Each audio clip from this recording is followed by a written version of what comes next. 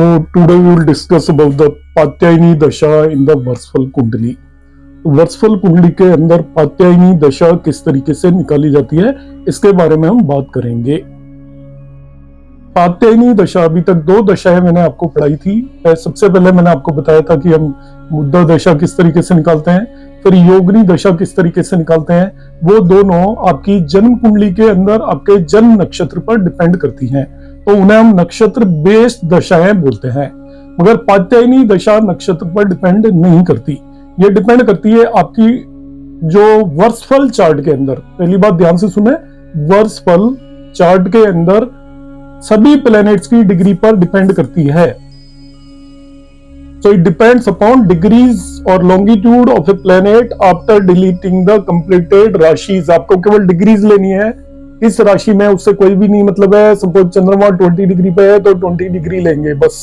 Sun is 15 degree, किसी भी राशि में हो, राशि को आप हटा दें तो जो आप उसका लॉन्गिट्यूड या भूगांश लिखते हैं उसमें से जो साइन है या राशि है उसको हटाने के बाद जो डिग्री होती है उस पर डिपेंड करती है पात्यायनी दशा। और इसे हम ध्यान रखना है, वर्षफल चार्ट से निकालते हैं, बर्थ चार्ट से नहीं निकालते। तो कहीं गलती मत करना, आप बाकी दशाओं को बर्थ चार्ट से निकालते हैं। वर्षफल में अभी ध्यान रखना है आपको, कभी हम बर्थ चार्ट को यूज करेंगे, कभी वर्षफल चार्ट को यूज करेंगे। योगिनी दशा और मुद्दा दशा को निकालने के लिए बर्थ चार्ट में मून का लॉन्गिट्यूड यूज होता है। यहां पर आपको वर्ष चार्ट या जिसे हम बोलते हैं वर्ष प्रवेश जो चार्ट है उसे यूज करेंगे जिस भी साल का आप निकाल रहे हो। इसमें एक टर्म यूज होती है कृशांशास, कृश आंशा।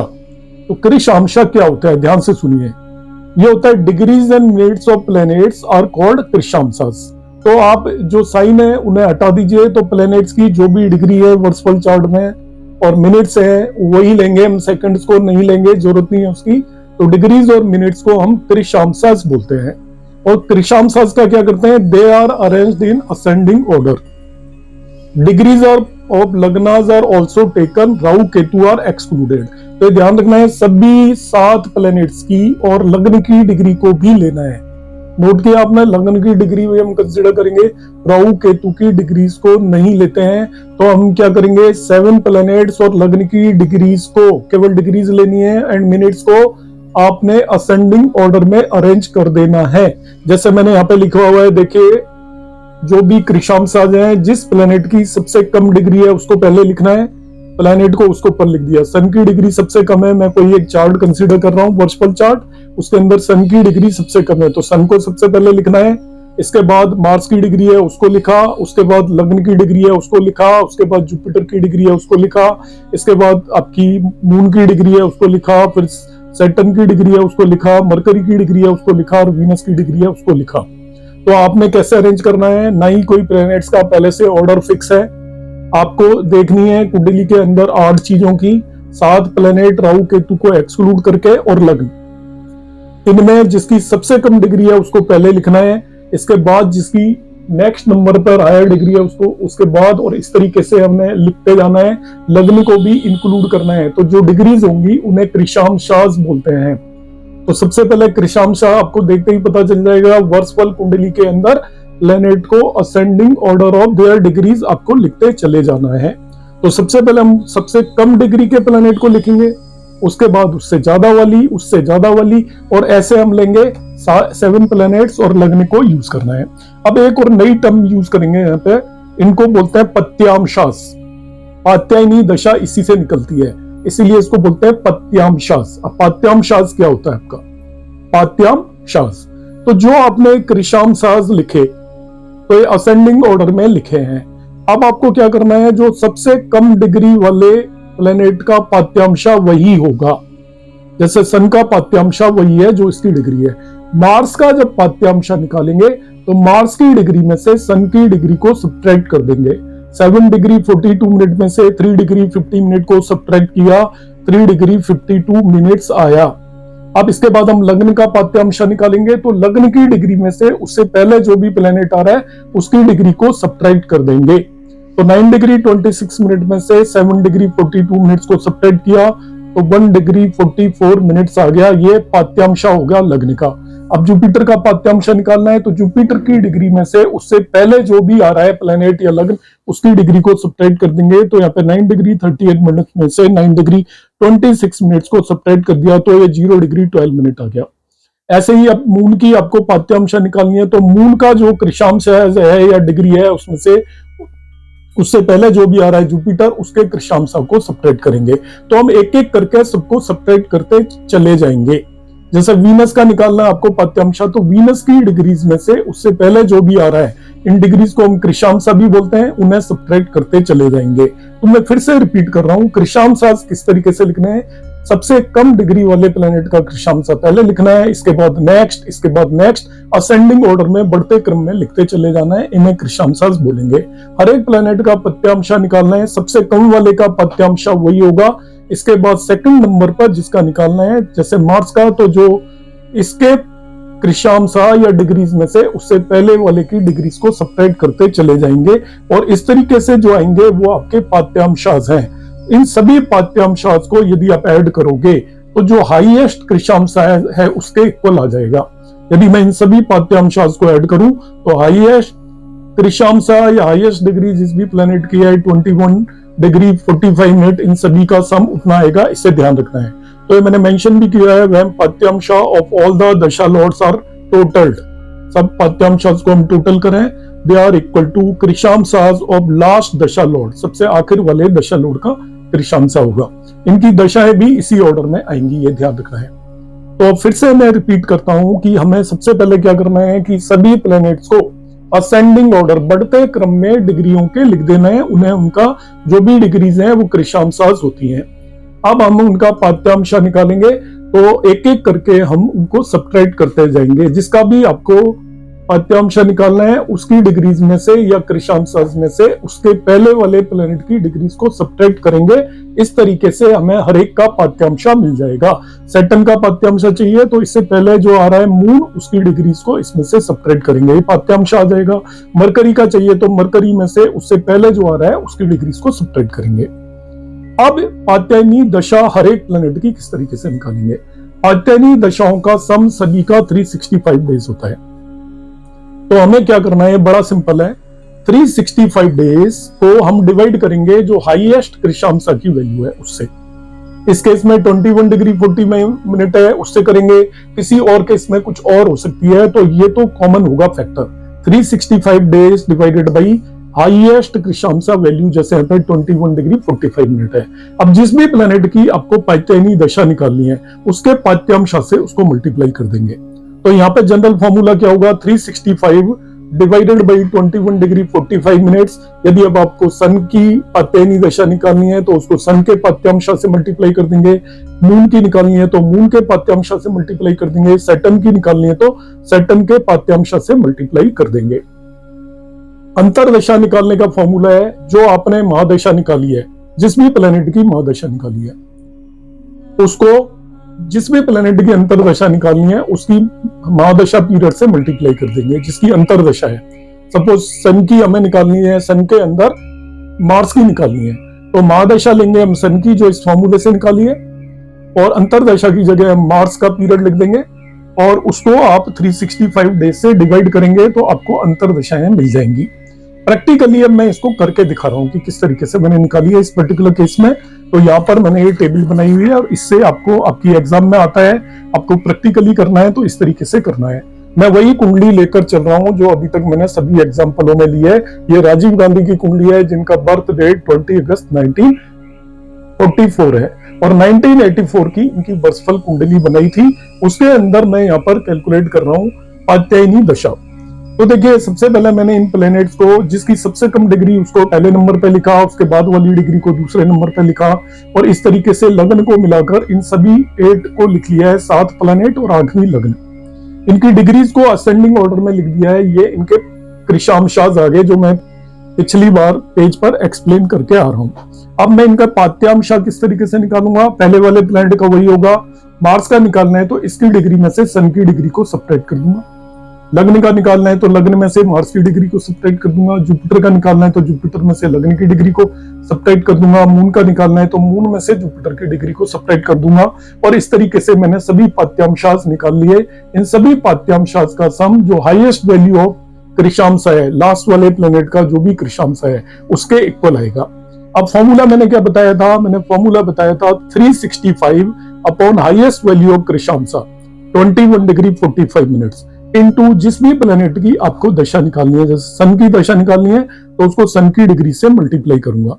अब आप देखोगे मैंने लिखा हुआ कुछ और है। ये एक्चुअली क्या है, कैलकुलेशन को आसान बनाने के लिए जो सन का प्रत्यांश है उसको मिनट्स में कन्वर्ट कर लिया है। 3 डिग्री 50 मिनट्स का मतलब हो गया 3 डिग्री का मतलब 3 डिग्री को मैंने 60 से मल्टीप्लाई किया, 180 हो गया,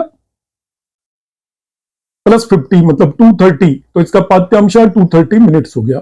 ऐसे ही डिनोमिनेटर में क्या आ रहा है 21 डिग्री 45 मिनट्स लेंगे, उसको भी मैंने मिनट्स में कन्वर्ट कर लिया है। 21 डिग्री 45 मिनट्स मींस 21 डिग्री को मिनट में कन्वर्ट करने के लिए 60 से मल्टीप्लाई किया प्लस 45 एज इट इज, तो 21 इंटू 60 आया 1260 प्लस 45 तो 1305 आ गया। तो यहाँ पे आएगा 360 डिवाइडेड बाई 1305। सभी में यही आएगा, ये ध्यान रखना है, सभी में यही आएगा इस पर्टिकुलर केस में। तो 360 divided by 1305 bar bar calculate ना करना पड़े, इसलिए मैंने उसको एक बार ही कैलकुलेट कर लिया है। ये हो गया 0.2796, 0.2796 मैंने यहां पर निकाल लिया है इसको। तो अब मैं क्या करने वाला हूं, ध्यान से समझिए। 360 डिवाइडेड बाई हाईएस्ट कृषांश वो आपका आ गया 365 डिवाइडेड बाई 1305 मिनट्स में लिया, उसकी वैल्यू होगी 0.2796। इस केस में जो इसका पाठ्यांश है वो 230 मिनट्स है, तो 0.2796 को 230 से मल्टीप्लाई कर दिया, ये 64.3 आ गया। जब मैं मार्स का निकालूंगा तो ये फैक्टर एज इट इज लेके चलूंगा 0.2796। अब मार्स का पाठ्यांश है 3 डिग्री 52 मिनट्स, इसको मैंने मिनट्स में कन्वर्ट कर लिया, तो 180 प्लस 52 मतलब 232 से इसे मल्टीप्लाई कर दूंगा। तो ये वाला फैक्टर हर एक केस में कॉमन आएगा, ये ध्यान रखना है। 365 डिवाइडेड बाई हाईएस्ट कृषांश, आप कोई और केस करोगे तो हाईएस्ट कृषांश की वैल्यू बदल जाएगी। तो इस पूरे फैक्टर को आप कैलकुलेट कर लेना, और सभी में ये मल्टीप्लाई होने वाला है किससे, उस पर्टिकुलर प्लैनेट के पाठ्यांश से, और पाठ्यांश को भी मिनट में कन्वर्ट कर लेंगे। यहाँ पे 1 डिग्री 44 मिनट है, तो मैंने 1 डिग्री का मतलब 60 मिनट्स और 44 का मतलब 104 मिनट से इसको मल्टीप्लाई कर दिया इस फैक्टर को। और इस तरीके से जो भी आ रहा है ये आपकी पाठ्यायनी दशा आ रही है डेज में, ये दशा आएगी डेज में, ध्यान रखना है। तो मैंने सभी 7 प्लैनेट की पाठ्यायनी दशा कैलकुलेट कर ली है। फिर से मैं रिपीट कर रहा हूं, यहाँ पर ये फॉर्मूला होता है 365 डिवाइडेड बाई हाईएस्ट कृषांश इनटू पाठ्यांश of that one particular planet. तो ये 360 अपॉन हाईएस्ट कृषांश को आप पहले से ही कैलकुलेट करके रख लें, हर एक में आएगा। जैसे यहाँ पे और इसको हम क्या करेंगे, हाईएस्ट कृषांश और पाठ्यांश को मिनट में कन्वर्ट कर लेंगे, कैलकुलेशन करने में गलती नहीं रहेगी, आसानी रहेगी। तो ये एक फैक्टर 365 अपॉन हाईएस्ट कृषांश सभी में कॉमन आने वाला है। इस पर्टिकुलर चीज को हम उन पर्टिकुलर प्लैनेट के पाठ्यांश से मल्टीप्लाई करेंगे, तो पाठ्यांश को भी मिनट में हम कन्वर्ट कर लेंगे। जैसे 3 डिग्री 50 मिनट्स है, तो डिग्री को 60 से मल्टीप्लाई करने पे वो मिनट में कन्वर्ट हो जाता है। और हर एक प्लैनेट का हमने नंबर ऑफ डेज में पाठ्यायनी दशा निकाल ली। उम्मीद है आपको ये समझ में आ गया होगा। अब इसकी पाठ्यायनी दशा शुरू होगी जिस दिन वर्ष प्रवेश होगा।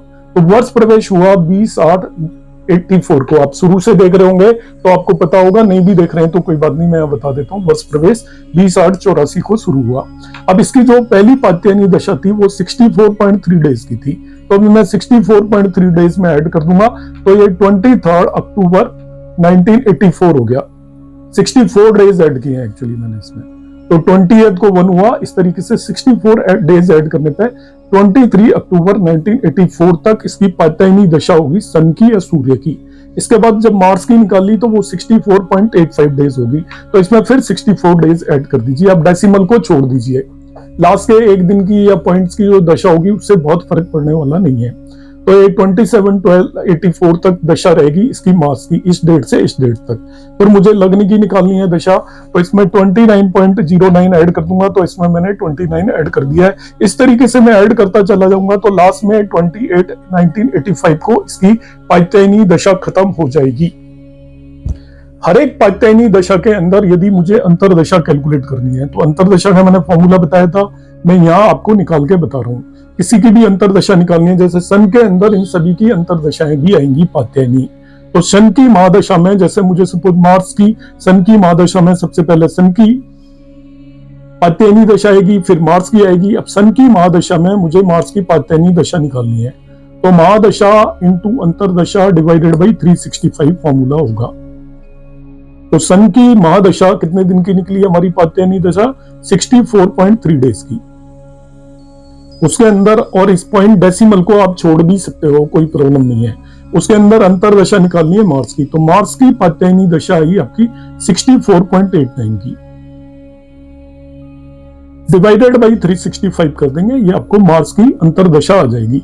सन की महादशा में सपोज मुझे मरकरी की पात्यायनी अंतरदशा निकालनी है, तो महादशा लेंगे सन की, वो 64.3 डेज। मरकरी की जो पात्यायनी दशा है 18.74 डिवाइडेड बाई 365 डेज, इतने डेज की इसकी अंतरदशा होगी। तो 1 बाई 1 सबकी अंतरदशा हम निकालते जाएंगे। तो सन में सबसे पहले अंतरदशा सन की आएगी, फिर मार्स की आएगी, फिर लंग की आएगी, फिर जुपिटर की आएगी, फिर मून की आएगी, फिर सैटर्न की आएगी, फिर मरकरी की आएगी, फिर वीनस की आएगी। यहाँ पर आप विंशोत्तरी दशा के ऑर्डर को फॉलो नहीं करोगे। पात्यायनी दशाओं का जो ऑर्डर होगा वो उनके कृशांशा पर डिपेंड करेगा। जो सबसे कम डिग्री का प्लैनेट होगा उसकी पात्यायनी दशा सबसे पहले आएगी, और जैसे जैसे डिग्री बढ़ती जाएंगी पात्यायनी दशा बढ़ती जाएगी। पात्यायनी दशा हम वर्षफल कुंडली से निकालेंगे, ना कि बर्थ कुंडली से। इस चीज को अच्छे से ध्यान रखेंगे, क्योंकि ज्यादातर स्टूडेंट जब एग्जाम वगैरह में आता है तो एग्जाम में गलती करते हैं, जब उन्हें यूज करना है तभी भी वो गलती कर देते हैं। उन्हें पता ही नहीं होता कि इसे हमें वर्षफल कुंडली से निकालना है, ना कि बर्थ कुंडली से, जबकि हम बाकी योगिनी दशा और मुद्दा दशा बर्थ कुंडली से निकालते हैं। उम्मीद है आपको ये समझ में आ गया होगा। यदि आपको अभी भी कोई भी डाउट है तो आप मेरे व्हाट्सएप नंबर पर मैसेज भी कर सकते हैं। थैंक यू दोस्तों।